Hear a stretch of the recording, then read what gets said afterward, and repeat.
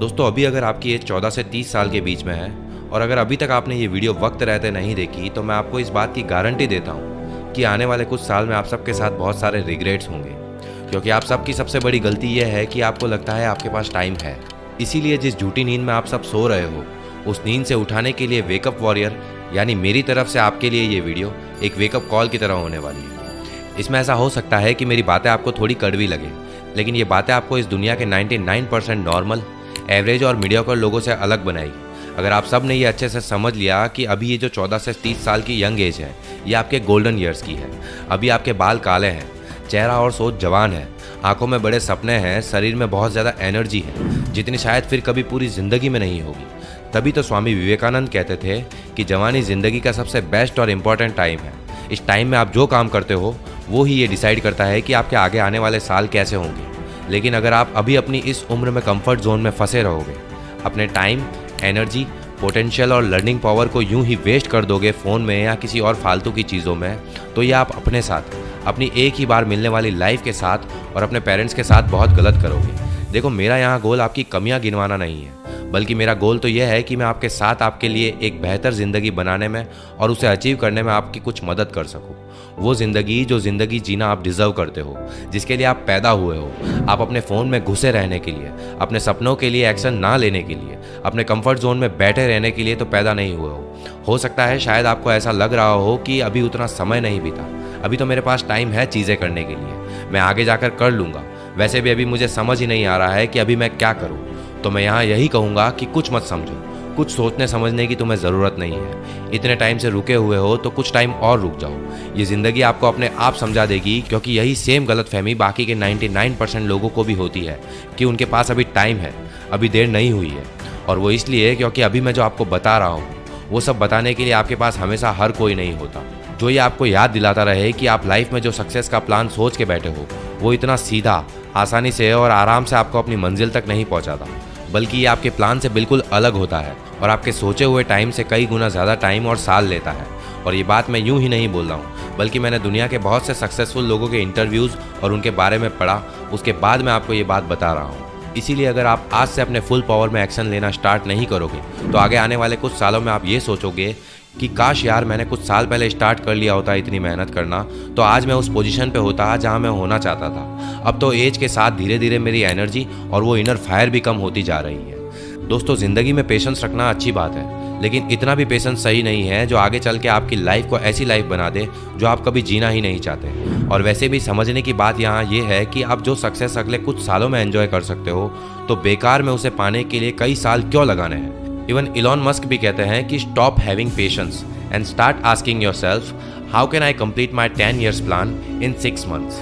यानी पेशेंस रखना बंद करो और खुद से ये पूछो कि मैं अपने 10 साल के प्लान को 6 महीने में कैसे कंप्लीट कर सकता हूँ। पर आमिर भाई, आपको पता नहीं है मेरी लाइफ में कितनी प्रॉब्लम्स हैं, अभी मेरी क्या सिचुएशन है, आपको क्या पता है।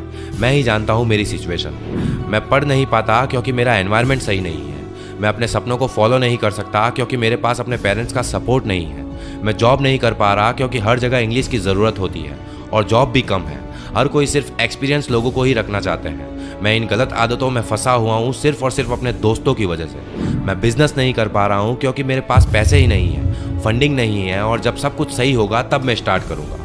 मेरा इस कॉलेज में एडमिशन नहीं हो पाया क्योंकि एजुकेशन सिस्टम ही ख़राब है। मैं आज ऐसा हूँ क्योंकि मैं गलत घर में पैदा हुआ, मेरी किस्मत ही ख़राब है। और ऐसी ही और भी बहुत सारी बातें आप करते हो। दोस्तों, सबसे आसान होता है अपनी लाइफ की प्रॉब्लम्स को किसी दूसरे पे थोपना, मगर फिर भी किसी और पे अपनी प्रॉब्लम्स का ब्लेम लगाने से वो प्रॉब्लम सॉल्व नहीं हो जाएंगी, रहेंगी वो हमेशा आपकी ही प्रॉब्लम्स, जिन्हें आज नहीं तो कल आपको सॉल्व करना ही पड़ेगा। अगर नहीं करोगे और बस शिकायत ही करते रहोगे तो लोग आपको सुन भी लेंगे, आपको थोड़ी बहुत तसल्ली भी दे देंगे, कहेंगे कि सब ठीक हो जाएगा और फिर भूल जाएंगे। पर कुछ भी ठीक तब तक नहीं होगा जब तक आप उसे ठीक नहीं करोगे। वेल, ऐसा नहीं है कि मैं आपकी प्रॉब्लम्स और सिचुएशंस को नहीं समझता हूँ, लेकिन मैं साथ साथ ये भी समझता हूँ कि प्रॉब्लम्स पर फोकस करना उसका सॉल्यूशन नहीं है। ये जो बाहर दुनिया है ना दोस्त, ये कुछ नहीं सुनेगी। इनके आगे अगर खड़े रहना है डटकर तो अपनी प्रॉब्लम्स के सॉल्यूशन तो तुम्हें ही निकालने होंगे। अब प्रॉब्लम्स हर किसी को ही है, इस दुनिया में कोई ऐसा इंसान नहीं है जिसके साथ सब कुछ सही चल रहा है। आपके सामने दो रास्ते हैं, या तो प्रॉब्लम सॉल्व करो या फिर अपने हालातों को ऐसे ही आगे आने वाले सालों में भी कोसते रहना।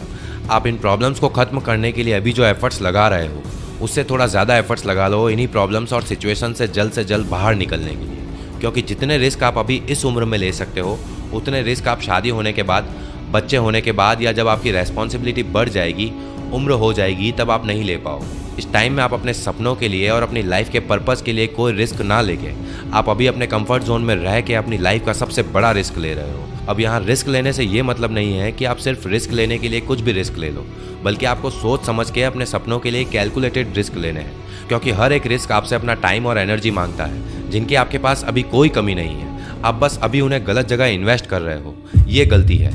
लेकिन ऐसा क्यों है? क्या आप भी बाकियों की तरह डरते हो कि कहीं आप फेल ना हो जाओ, कहीं ये रिस्क उल्टा ना पड़ जाए, कहीं इसी में आपका टाइम और एनर्जी बर्बाद ना हो जाए? गलत। आपका डर ये नहीं है कि आपका टाइम और एनर्जी बर्बाद हो जाएगी, वो तो वैसे भी रोज़ हो ही रही है। सच तो ये है कि अधिकतर लोग इस बात से ज़्यादा डरते हैं कि अगर वो फेल हो गए तो बाकी के लोग क्या कहेंगे। आपके पेरेंट्स आपको रोकेंगे, आपके दोस्त आपका मजाक उड़ाएंगे, कोई आपका सपोर्ट नहीं करेगा। दोस्तों, अगर आप इन लोगों की सोच के चक्कर में फंसे रह गए तो ज़िंदगी के दलदल में फंसते ही जाओगे, और जब एक बार उम्र निकल जाएगी तब आप चाह कर भी इस दलदल से बाहर नहीं निकल पाओगे। आपको 3 इडियट्स मूवी का वो सीन तो याद ही होगा जब फरहान बोलता है, अब्बा नहीं मानेंगे। याद है इसका जवाब देते हुए रेंचो क्या कहता है? आज डर मत फरहान, नहीं तो 50 साल बाद जब तू बूढ़ा होकर ऐसे ही किसी अस्पताल में पड़ा होगा और मरने का इंतजार कर रहा होगा, तब सोचेगा कि लेटर हाथ में था, टैक्सी गेट पर थी, बस जरा सी हिम्मत कर लेता ना तो साली जिंदगी कुछ और हो सकती थी। दोस्तों, रिस्क ईंटों की तरह होता है, जिनका इस्तेमाल करके आप अपने और अपने सपनों के बीच एक दीवार खड़ी कर सकते हो, या फिर इन्हीं ईंटों का यूज़ करके आप अपने लिए एक ब्रिज बना सकते हो जिस पर चल के आप अपने सपनों तक पहुंच सकते हो। इसीलिए भूल जाओ सबको और अपने ऊपर ध्यान दो। ये टाइम है अपने आप को एक्सप्लोर करने का, अपने सपनों को चेज करने का, उस काम को करने का जो दिल से करना चाहते हो, जिसके लिए आप बने हो।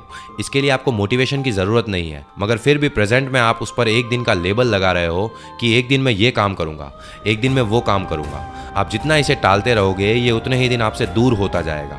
एक दिन अगर किसी काम को टालोगे तो ये समझ लो कि आपकी सक्सेस एक दिन आगे बढ़ गई है आपसे। अब ऐसे ही आप खुद सोचो कि आप कितना किसी काम को टालते हो, कितना अपना वक्त बर्बाद करते हो, और जब कैलकुलेट करने पर तुम्हारे सामने तुम्हारा वेस्ट किया हुआ टाइम आएगा, उस टाइम से ये पता कर लेना कि तुम्हारी सक्सेस तुम्हें जिस टाइम में मिलनी चाहिए थी उससे अब तक कितनी आगे बढ़ चुकी है। तो दोस्तों, मेरे कहने का मतलब यहाँ ये है कि जो भी करना है उसे अभी करो, काम को टालो मत और अपने इस कीमती वक्त को बर्बाद मत होने दो। चलिए, अब तक के लिए सिर्फ इतना ही। मिलता हूँ अगली ऐसी ही एक और आई ओपनिंग वीडियो के साथ। तब तक के लिए अपना ख्याल रखो, मेहनत करो और हमेशा आगे बढ़ते रहो।